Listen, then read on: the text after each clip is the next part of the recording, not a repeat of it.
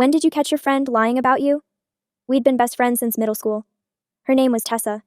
We did everything together. Study groups, weekend sleepovers, late-night phone calls. I trusted her more than anyone.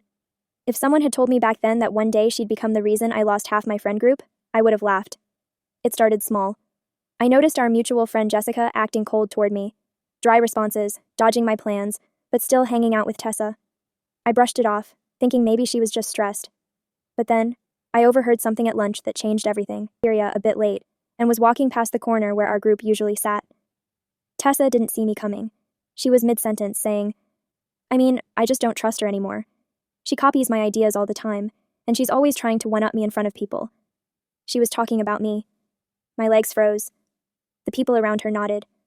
One girl even said, "Yeah, I've noticed that too. She always tries to make everything about her." And just like that, I felt like I'd stepped into someone else's life. Because none of it was true. I backed away before anyone saw me, sat in the bathroom stall for 10 minutes trying not to cry.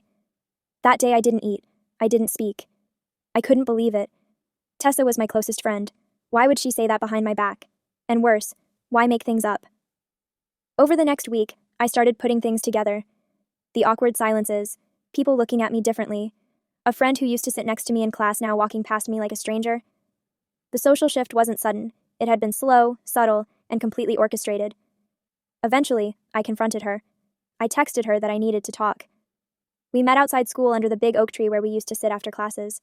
I tried to stay calm. I said, "Did I do something to hurt you?" She looked confused, like I was speaking a different language. Then I asked her directly, "Did you tell people that I copy your ideas? Or that I try to outshine you?" She froze. Then she laughed nervously and said, "Oh, someone must have taken it the wrong way. I might have said something, but I didn't mean it like that." I asked, "Then why are people avoiding me? Why do they look at me like I'm fake?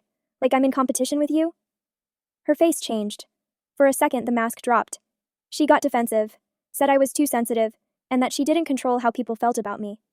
And in that moment, I realized something painful. She wasn't just lying about me. She was lying to me too. She didn't see me as a friend anymore. Maybe she hadn't for a while. Maybe I had missed all the signs because I was so busy being loyal. We stopped talking after that. The rest of the year was rough. I ate lunch alone sometimes. I had to rebuild my confidence piece by piece. But I also started talking to people outside our old group. People who had seen what was happening, but didn't want to get involved. One girl even told me, "I always thought it was weird how Tessa talked about you when you weren't around." Eventually, I built new friendships. Real ones. Ones where I didn't have to question whether I was being talked about behind my back.